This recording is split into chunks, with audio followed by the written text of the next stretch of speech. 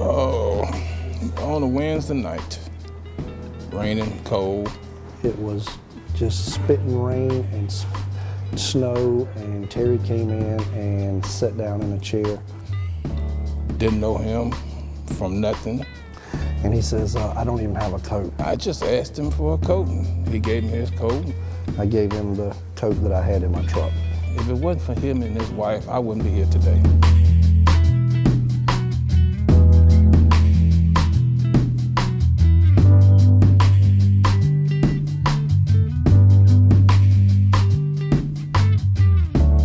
I think the best description of Rock of Hope is it is a program that focuses on helping the homeless get off the streets permanently.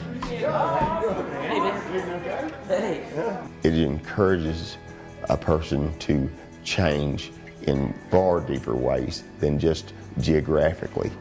The change of sleeping on the sidewalk versus sleeping in a bed is not what they're after. That's the least of these. That's just the initial stance. Cornerstone of what we do is we provide each of our friends a champion. And that champion goes to bat for their friend on any issue that arises that's in the way of their success. I can go anywhere. Wait, I have an appointment with my case manager tomorrow at 10. From the first day I came here after I lost my vision, John was my big brother. He took me to doctor's appointments, VA appointments, and he got me started in a lot of programs through the VA. And just did everything for me that I couldn't see to do.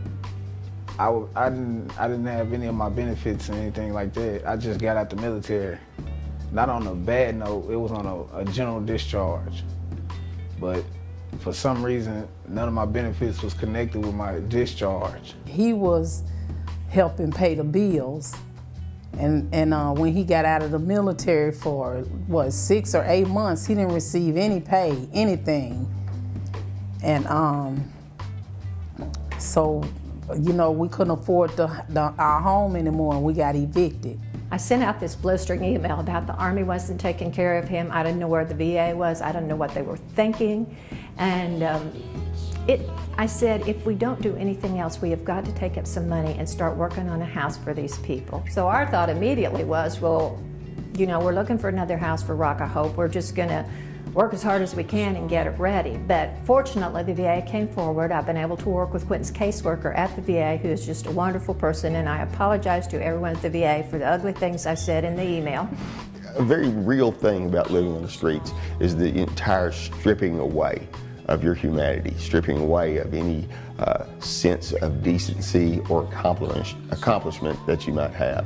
And so having a champion there to say to you, you know, you're doing a great job, or someone that you can share little things with. Hey, look what I did.